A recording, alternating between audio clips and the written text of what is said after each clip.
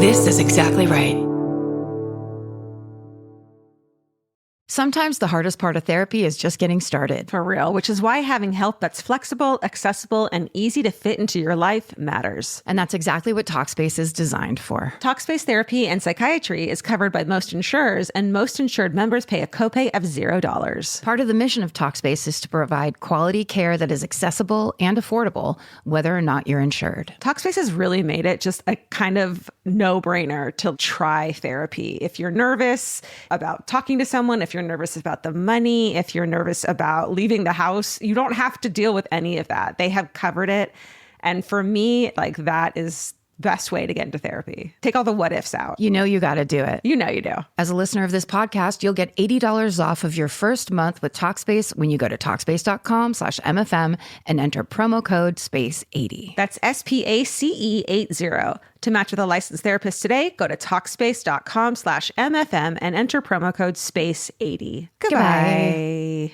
New beginnings are exciting, especially when they come with 4 wheels. If you're shopping for your next car, start your search with Cars.com. Cars.com has the tools and expert advice to help you find exactly what you're looking for. With more than 2 million new and used vehicles nationwide, it's easy to search, compare, and find the right fit for you. Cars.com is there when you're dreaming, planning, or ready to embrace the new. Start your search with Cars.com. Where to next? Goodbye. The best time to think about home security is before you need it. That's exactly why there's Simply Safe. Traditional home security only alerts you after a break-in has already happened, and that's too late. Simply Safe is changing that. Simply Safe's US-based live agents identify threats on your property and help deter them so intruders never get to your house. The system is customizable so you can build one that fits your home and your specific needs. The 24/7 professional monitoring is effective and affordable and won't lock you into a long-term contract. I think that's what's so scary for so many people is that long-term contract. And like, what if it turns out you don't like it or need it,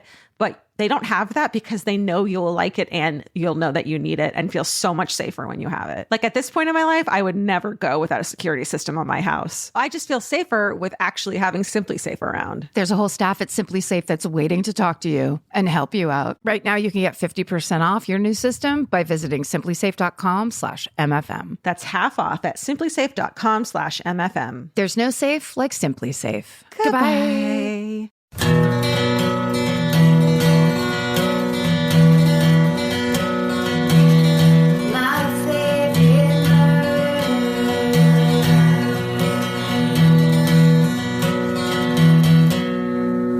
Do you like podcasting? Do you like podcasts? And do you like podcasting? It's fun. Well, welcome then To my favorite murder, the Minisode. where it's basically your podcast. We just tell it to you. But we make it shorter than the other one. Yeah, Because it's not about us. that's right. and it's ours. And yet it's ours. So don't try to take a fucking cut. Are you ready for the first Yes. email of my series of grandparents emails? Are they? I love it. By chance, not intentionally. By chance? Purely by chance. Oh. Okay. The first one is don't trust anyone, not even your own grandma. 100%. Hello all. Since we are now just talking about anything that might be funny, That's right. and lessons on trust, I thought I would take this time to tell you about my badass grandma, Bobby Joe. Bobby Joe! It literally makes my eyes water with tears of people talking about their grandmas. Bobby Joe was my best friend, and yes, her name is actually Bobby Joe. Oklahoma, y'all. People used to ask if she was upset that we didn't call her by a normal grandma name, to which she would reply, "Don't care if they call me shit as long as they call me something." Oh my God. My dad would say, just don't call me late for dinner. Classic. I love it. I have a story that I will try to make short that illustrates why Bobby is such a BAMF. Badass motherfucker. I love it. And my total role model. When I was a small youth, thank God, not a giantess youth. Small youth. When I was a small youth, she took me to the park and tried to convince me to go down the slide, which might as well have been Mount Doom to my toddler self.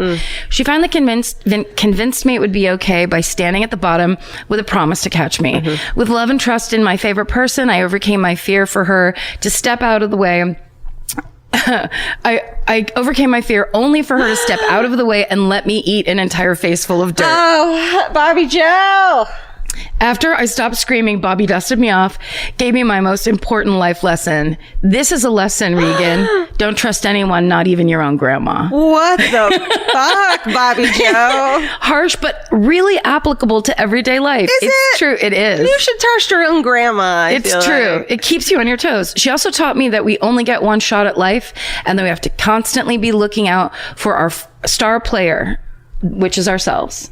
I like it. I don't. At an early lesson of fuck politeness. She shaped me into who I am and helps me SSDGM every day. Thanks, Regan. Regan. I love it. Regan. I love Sweetie it. baby angel. It's the best. She's right. Amen. I'm not arguing with Bobby Joe, but in your lifetime, there's like going to be 5 people in like, let's say you live 100 years that you should trust. True. One of them, hopefully, is your grandparent. If not, that's okay. There will be other people who you should. And I'm speaking from someone who trusts no one. Not one person. Yeah, and it hurts and is not healthy. But I will say this, and yes, maybe a toddler might have been too young of an age for that lesson, but I will say this. That eating a face full of dirt is going to happen at some point, and it's like Bobby Joe wanted to be there when it happened to her, so she could be like, "All right, now pick yourself back up." That's how it goes, and I kind of like that. Is it pick yourself up, or is it don't try ever again? No. It's just saying if you're going to do something, you can't expect people to stand there catching you and doing a bunch of shit. Like, be self-sufficient. But they egged you on. Come down the. I guess I'm getting triggered a little because when my sweet baby nephew Joe was like a year and a half, I was like, I'll take him to the park. It'll be great. And like, I followed him around and like made sure everything was okay. Yeah. And he went over to this slide, which I now know was the big kid slide. Yeah. Didn't know, but he walked over to it like it was his thing. And he got on it and went down it. And this fucking sweet man, thank God, was at the bottom of the slide and like one-handed scooped him up before he fell face first. Like, it was the big kids. It was like and I didn't know there was a difference between slides. right, and you were just kind of standing on the side like, go for it. I was walking behind him and he was like, I'm gonna go down this, and I'm like, yay, great. Yeah. I didn't know, and then halfway down I was like, oh no, he's veering right off of this slide. Oh, he went over the side? He went over the side, and this fucking lovely man, thank you fucking Jesus. And like, it was this like little group of parents, and they were all looking at me in horror, and I just went, I'm the aunt. and they're like, yep. We left. But then my sister was like, it's really hard to break a kid. Yes. Thank God. You know, their teeth go up from their lips all the way up. And they get new ones. It's that's crazy. right. That happened to me one time. I took Nora to the park when she was 2, and she was an early walker talker, so you would definitely trust her to like, you're just like, oh, you know how to do this. Don't do stupid shit. Yeah. And she did this thing where she ran up this ramp, and I was kind of walking next to her, but I was far enough away where I was like just watching her walk up the ramp. I was actually thinking of maybe taking a picture of her, and she got to a certain point on the incline and just fell backwards. And I somehow moved like 6 feet in an instant and caught her by the head and tilted her back up. And then she just kept going. She's like, and goodbye. She was just like, the end. Parents, send us emails of stories of when you almost killed your kid. I know my mom dropped my brother in the very beginning, and he like, send us stories of almost, like, new parents almost killing your kid. Oh, you mean like the time my mom tripped over my high chair and knocked it over, and I went down face first and it cut my head open? That one. And I still, that's that scar right there. Holy shit. And she thought she killed me? Yeah. Send us those. It's my turn. Oh, also, if it's some kind of, please do not veer into weird child abuse. You know, there's people who have been scarred for life because they work for America's Funniest Home Videos, and people send in things. You're like, this was funny, right? We put our kid in a thing, and it's, so we don't want to hear things where your family interprets hitting kids in the face differently than other people. You know, let's have some healthy parameters. Let's have some healthy accidents. It's accidents that your parents would never want. It's not a thing where like, we are going to teach you a lesson by putting you in a hot car. None of that kind of stuff. Your parents did on accident. Like, just those funny stories of like, oh, I didn't know what parenting was like, and then I did this thing, and now I get it. Put that down. Let me read you a story. It's my turn. I'm here for you. Oh, okay. You look like you were about to go again because I've talked so much. Okay. This is called My Friend Was Stabbed 22 Times and My Dad Protected Timothy McVeigh. Whoa. Okay. MFM fam. Long-time listener, first-time writer. Tipsy at a bachelor party last weekend, I finally had the nerve to ask my friend if he would mind if I wrote in to you all about his story. To my delight, he gave me the green light. Last summer, my friend Dan was living in a house with some friends in his college town in Oregon. He had 2 roommates with their own rooms, and him and his girlfriend that was staying over were in his room. Okay, we get it. I don't have to read it correctly. Do you get it? Well, I get it. One very early Tuesday morning, this crazy guy that had a thing for Dan's then girlfriend attempted to set the house on fire with everyone in it. When the guy couldn't get the house to set fire, thank you, Oregon rain, he decided to break in, grabbed the biggest knife he could find in the kitchen, and began his attack. This psycho went from room to room attacking each of the roommates before Dan and his girlfriend were woken up by the commotion and ran into the hall to see what was going on. When they entered the hallway, they too were attacked. My friend said everyone was kind of frozen in shock, unsure what to do, but him being the badass he is, began trying to fight this guy off. All in all, Dan was stabbed 22 times and sent to the ICU. Luckily, he and all involved survived. Whoa. Wait, was this on an I Survived? I'll let you finish. Maybe. Because that sounds really familiar. Excuse me. The piece of shit that attacked them had just been released from jail a day earlier on bond for robbery and drug charges. And then it says, seriously, what the fuck? I wasn't sure which story to send since I knew and went to high school with Morgan Harrington, i.e. the murders of Hannah Graham and Morgan Harrington by Jesse Matthew Jr. I don't know that one. And my family has a long list of federal agents and military officials. As a U.S. Marshal, my dad was once in charge of protecting Timothy McVeigh at a safe house before his trial. Jesus. That's intense. According to dear old dad, McVeigh was a total military wannabe douche that kept a military type crew cut and always answered with yes and no, sir, as if he were some type of soldier. Can't wait to see y'all in Portland in October. SSDGM, Carrie. That is so scary. But you can survive that. You can survive it. And he fought, he basically stopped and kept everyone else alive, too. He fought and saved the day and also got stabbed 22 times. But, made it still. That's just this right now, me touching your hand. I'm stabbing you 1, 2, 3, 4, 5. Just a light fingernail. I don't even have long fingernails. She's using a kitchen knife. I brought this from home. Move. Don't move. Isn't that upsetting? Yeah, 22. The repetition of it. That's what I always think of when I watch I Survived, and people keep talking about and it ends up they were stabbed, anything over 4. That's the worst part is there's also time between each. So it's not 1, 2, 3. It's 1, 2, 3, 4. Fighting, rubbing down the hallway. 6, 7, 8, 9. Punch, kick. Yeah. 20 fucking 2. That's nuts. Oh, yeah. Good job, all involved. I'm so glad you're still alive. Me too. So now on a lighter note, true love at the morgue. Dear Karen, Georgia, fur babies, and Steven, they gotta do it. It's an act of rebellion now. I'm a relatively new murdering note. Yeah, we can tell. And I just joined the fan cult yesterday. Yay! She wrote that there, but then I acted it out with my own passion. Great. I swear this podcast has changed my whole world. With all the stress and anxiety I face on a daily basis, I can always turn to this podcast for sometimes creepy but hilarious relief. For more stress and anxiety. That's right. You're welcome. But a different kind. So it's a counterbalance. Yeah. So speaking of creepy and hilarious, I thought y'all would get a kick out of how my parents met. It was June 2nd, 1985 in Cambridge, Massachusetts. My mom, who is a registered nurse now, was working one of her first graveyard shifts at the hospital. My dad was an orderly at the same hospital. I already love this so much. Oh my God. Working to pay his way through college. It was around 1 a.m. when my dad was told to bring a deceased female body down to the morgue. According to the law, a male is not allowed to bring a dead female body down to the morgue alone. He's gonna fuck her. Yeah. That happened so much that they had to pass a law. Is that in the rule? Because he's gonna fuck her? No, your exact quote.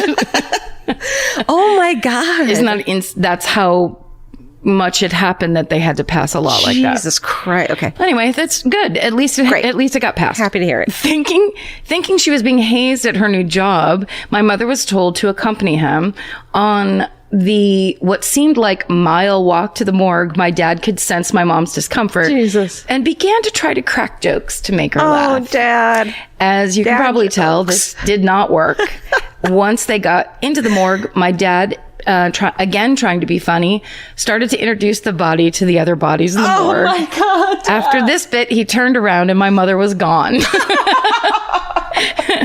Oh my God. Like if they had never talked again, he would have just been this creepy fucking dude. He would have been the creepiest dude. The absolute. The night I almost got killed. Yeah. After about 2 months of quote unquote platonic breakfast dates and persistent flirting, my mom dumped her loser boyfriend and went on an official date with my dad on August 26, 1985. 31 years later, they're still as happy as ever, and I couldn't be more blessed to have such awesome parents.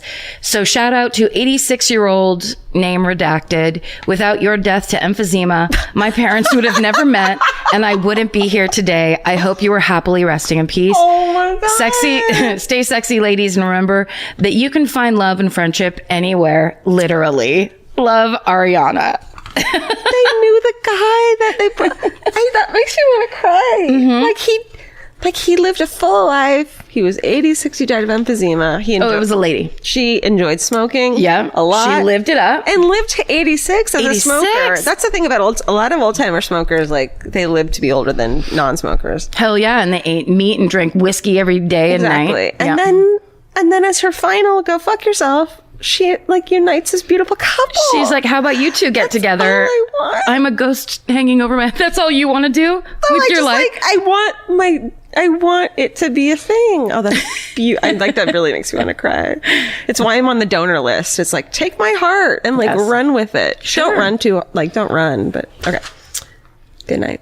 Capture your favorite summer feeling with Pandora Jewelry. Discover a collection inspired by the sunshine, freedom, and unforgettable moments that make the season so special. Whether you're planning a weekend getaway, gathering with friends, or simply soaking up every sunny day, Pandora Jewelry offers meaningful pieces designed to celebrate your unique story. From sun-kissed metals that catch the light beautifully to personalized pieces ready to be engraved with your summer mantra, every detail is crafted to help you express yourself with confidence and style. Explore charms, bracelets, rings, necklaces, and more, thoughtfully designed to complement every adventure and occasion. Each design moves with you, from beach days and road trips to rooftop dinners, golden nights, and every memory in between. Layer your favorite looks, mark life's meaningful moments, and create lasting reminders of a season you'll never want to forget. Find the pieces that reflect who you are and where this summer takes you. Shop Pandora Jewelry's new summer collection in-store or online at pandora.net and let your summer unfold. Goodbye. This podcast is brought to you by Squarespace. Every successful small business starts with someone saying, I wonder if people would actually buy this. Squarespace gives you everything you need to find out. From consultations to events and experiences, you can showcase your skills with a customizable website designed to attract clients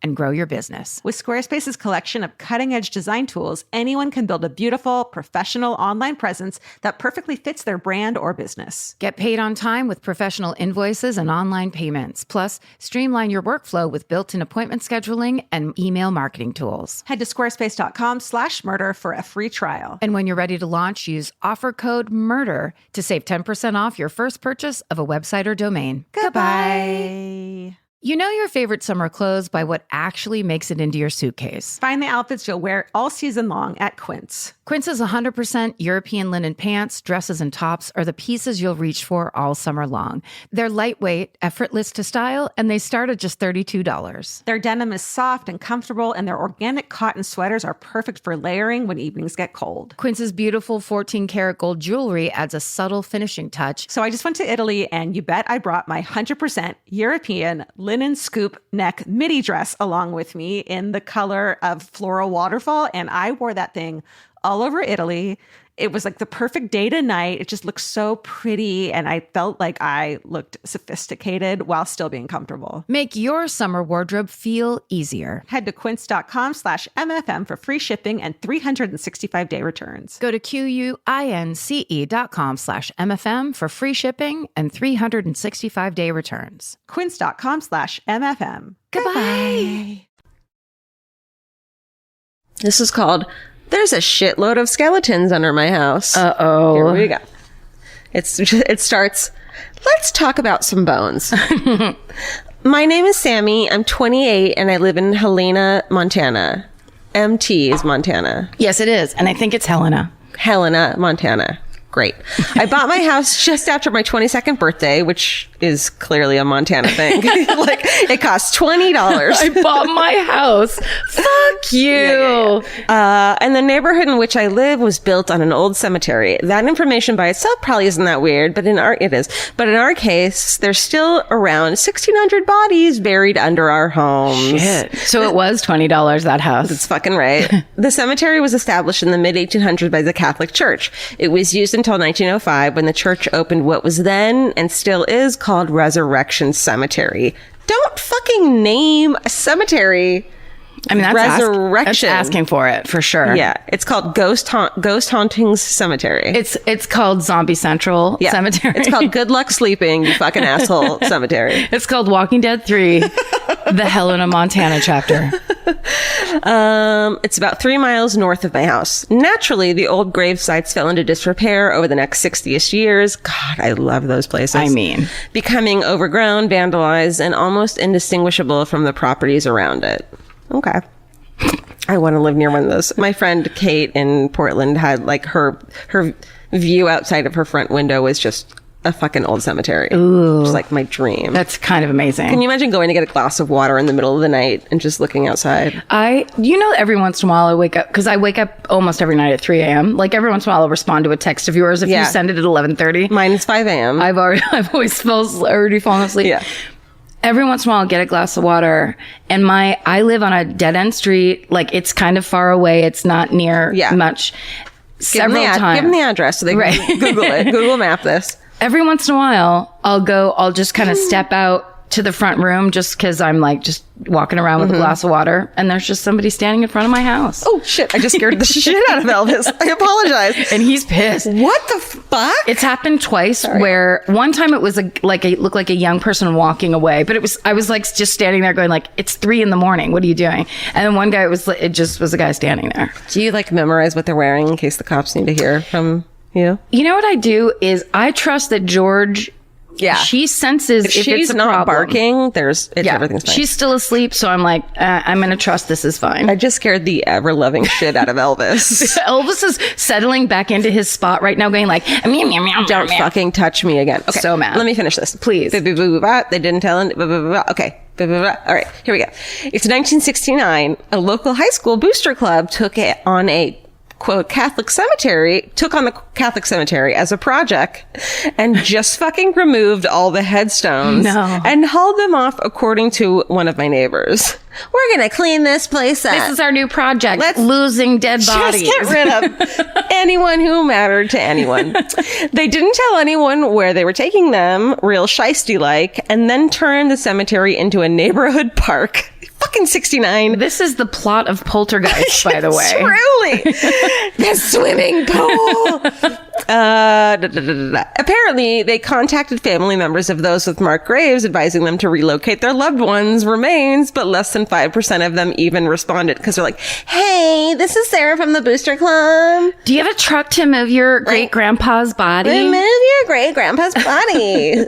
Or makes sense. Suffer the consequences. How is that my job? Yeah. How is that my job 96 years later? And I love it, like, Booster Club, do something this year. And they're like, we're going to move all the graves and make everything haunted. And give everybody a to-do list that's so macabre and bizarre. And expensive. And also then what, you're shopping for a new cemetery? Yeah, for a park in fucking, where is this? Montana, where there's parks everywhere. All right. Great. So they just mowed over that shit and called it Robinson Park. Dang it. There's been lots of remains unearthed by backhoes and excavators during utility work since the 80s. I'll attach just a few of the articles available in the city's archives. Instagram, what's up? Including one about someone just stumbling upon all those headstones that were originally removed and dumped in a gravel pit in our North Valley. One of my favorites from 1991 quotes my neighbor, Richard, saying that the cemetery residents are great neighbors whom he's never had any problems with. Oh, what's Richard. up, dad joke? Seriously, love Richard's it. Standing there with his hands on his hips. I've never had a problem. They've been so quiet. Oh, I love Richard. He goes on to mention that his side of the cemetery is where they buried children. So there's definitely babies buried on his property. Also, that quote, "The park is an asset and much better than a dirty old cemetery. And I'm Catholic." And then it says, what the fuck, dick? Anyway, the most recent skeleton was discovered on May 30th, about 4 feet under the street next door by workers doing utility work for the brand new condos being built. Real quick, I hate people, but I can't fucking wait to casually tell the new residents while I'm pretending to do something in my yard. I'm worried Dick is going to beat me to the punch, though. He will. Thanks for all the laughs, Sammy. Sammy, I love you getting over your fear of people and hatred of people to tell them as you're doing bullshit yard work about their...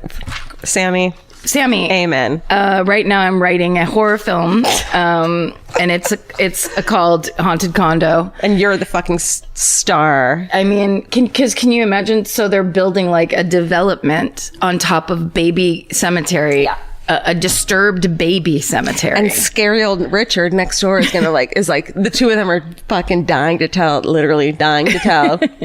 Oh my God. I love it. That's all I wanted was in my childhood was to be on top of a cemetery. Like, not really, but just to be something around interesting to happen. Something interesting and creepy. Yeah. Yes. Okay, well, here's something similar. Okay. This is called Hair Rollers and Rigor Mortis. Hey, Karen, Georgia, and co. Yay. Loving it. You guys are the best. Perfect start. In one of your earlier podcasts, you guys talked about being curious about rigor mortis. I am. And thought you might want my rigor mortis story that involves my grandma. Now, Great. It's not a story about rigor mortis setting in on my grandma. Don't worry. This is her story she told me. So, okay. My grandma was a beautician in this tiny town outside Wichita, Kansas. Cute. We're doing full-on Midwest hardcore grandma stories. Sure. And she was super well liked in this tiny town. Everyone knew her, and every lady went to her to get their hair done. Well, one of her clients, one of her regular clients died. Natural causes, all good. The husband really wanted her hair to be set the same way as it always was. So shampoo set, motherfucker. Yeah. So he asked my grandma to come to the funeral home to do her hair. She agreed and went to the funeral home. She was putting the hair rollers in her hair when all of a sudden the muscles start contracting and the body sits straight up from the table. No. It took my grandma 2 seconds to run completely out of the funeral home. My dad always told me that she ran through a screen door, but my grandma never told me that part. No, she did. She did. She ran through an actual wall, and it was the shape of her body running. It was a cartoon. Oh my God. But that story has always brought a smile to my face. I love to think that sweet Christian woman just trying to do hair and a dead body sits up on her. But anyways, you guys are amazing. Thank you for what you do. Stay sexy. Don't get murdered. Casey L. That is my God. Incredible. And I mean, talk about, I would never stop screaming. I would never stop for screaming. the rest of your life. You're that girl who fucking just couldn't stop screaming. But the good news is she knew the lady. It wasn't like she worked for the morgue and it was just some stranger's dead body. So it'd be like, if someone sat up, then you'd be like, Elaine, what is it? Elaine's coming after me, which is fine because she always has nice cookies. That's right. And really good gossip. Maybe she has one last bit of tea to spill. She wants that shampoo set done right. She doesn't want it flat in the back. My grandma used to have me spray. My grandma every week for the last 40 years of her life went to what we called the Shooty Bop. It wasn't the beauty shop. We called it the Shooty Bop and got a shampoo set. And in between during the week would make me spray it and also pluck out her chin hairs. Yes. You know what I mean? So yeah, Thelma, come on. All right. So we started doing unboxing videos for the fan cult. So basically we get sent these incredible crafty, interesting gifts from listeners, and we're opening them on a camera. That's all it is. Yeah, unboxing videos. It's fun. It's grad. And then you can see all the shit we get because it's really fucking cool. And we were trying to be a little tabloidy about the last one. So the last one we didn't wear makeup because we were just like, we're tired. We have to shoot this thing. Who cares? Let's just do it. Yeah. So you can get one of those. It looks like it's the National Enquirer where someone caught us at the gas station with no makeup on and oh my God, they're such hags. Yeah. But so this one we got and we wanted to read the letter from it because it's so lovely. So, okay, it goes, "Dear friends, 2 years ago, Dana Marie," that's her name. 2 years ago, Dana Marie. would never write a letter like this or send a box like this. Anxiety has lied to me my entire life, convinced me I had nothing to offer, that my ideas weren't valid, my hard work in vain, and my success temporary flukes. I'm sure you hear this all the time, but it bears repeating. You three have changed my life. Stephen, I think that's you and not Stephen, Elvis. you're in it. In November 2016, my friend suddenly asked me, do you like true crime stuff? And it just says in parentheses, yes, please. Mm-hmm. She told me to check the show out, and I binged the entire available catalog in just 2 days. Jesus. Whoa. Fine. Well, that was 2016, so it's not that bad. It was only 4 episodes. Yeah. Oh my God. She listened to one, was like, I don't really like this. And then 3 days later, I went guess back. I'll keep. Finding my people meant the world to me. There were huge lessons being taught between the stories. The cases were interesting, but for me, it was everything else that really mattered. My dad and I were always the, quote, weird ones who bonded over the First 48 and Forensic Files. He passed his copies of Stephen King to me as soon as he finished them.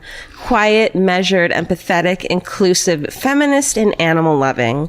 He was the person I felt most got me in the entire world. I couldn't wait to go home in a few months and introduce him to the podcast, because I'd need to do all the techie stuff for him because dads. So she couldn't just tell him about it. Of course. Right.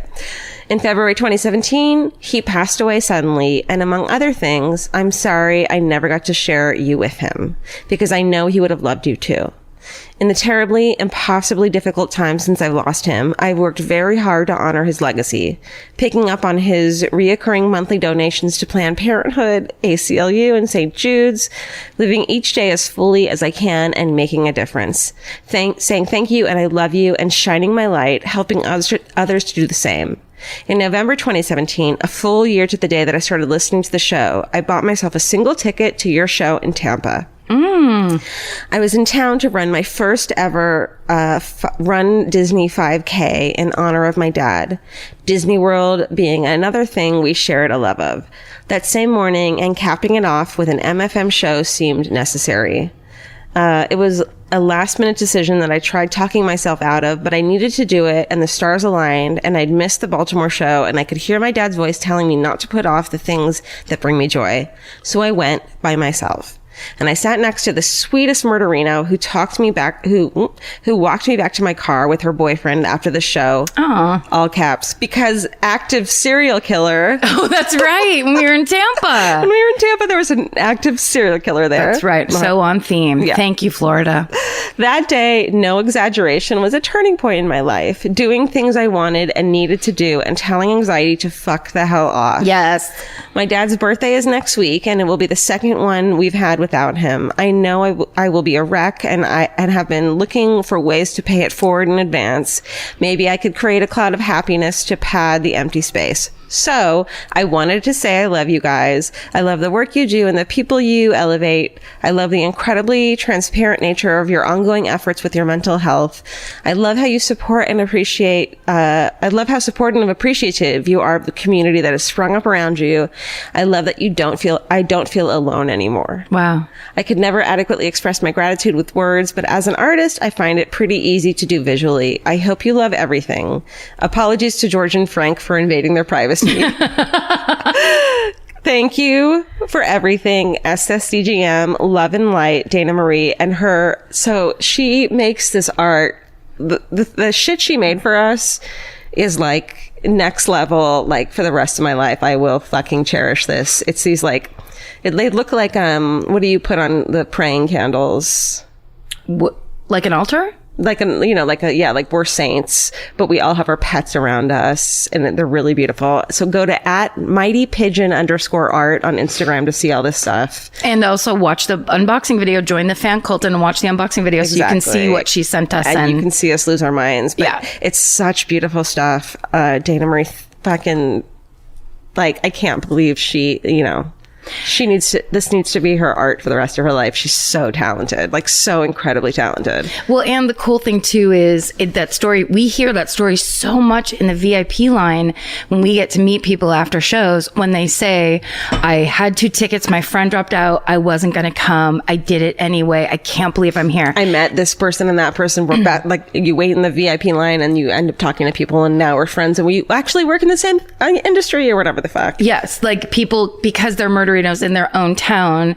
They're meeting everybody basically, and it's like this. It's a con for those people in that town. I see that like that and the sippin', what are they called? Sippin' paint.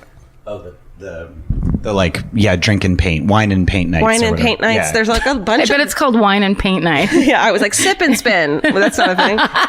But a lot of people have these like, they'll organize these like wine, drink and paint nights, and they'll paint a thing from, from the podcast. And it's like just such a beautiful community of and people. raise money. Usually like 100%. they just did it and raised like $200 in, they just tweeted it to us. I can't remember what city it was. Do you remember, Steven? For End the Backlog. It's like really incredible. And then like, it's fun. And like, as someone who like can't just show up to a thing and like you're supposed to talk, like the painting part is really cool. Yeah, you have a Or they'll little job to do. Yeah, they're like game nights at bars where they'll be like, we're playing My Favorite Murder bingo. It's not just like you have to try to talk to people. Well, and the people that are there, like what we get excited about because it's people telling us about it and then we just pass on the word to the other people. But it's, you don't have to break ice. You don't have to introduce yourself. You don't have to fucking do anything because you're walking into a room full of people that are just like you in terms of anxiety, in terms of wanting to be there despite what their brain is doing to them. Right. And that's how like we relate to that so much. And it is so exciting because I can't tell you how often my brain is like, stay home, lay down. You're the only one here who is uncomfortable. Right. And everyone can tell you're uncomfortable. Like that's not true. In fact, it's the exact opposite. That's what everyone's uncomfortable. Dana Marie saying my anxiety fucking lied to me. Yeah. It's 100% true. That's all it does. Anxiety is a liar and it wants to quote unquote keep you safe, which is keep you alone and isolate you so that you don't have anything happen to you because it's you don't try. as if something bad's always going to happen to you. And so when you can just test that, just do some tests and prove to yourself it's not true and make some friends along the way. I mean, what the fuck? Paint a fucking picture. Or whatever. It was in Woodinville, Washington.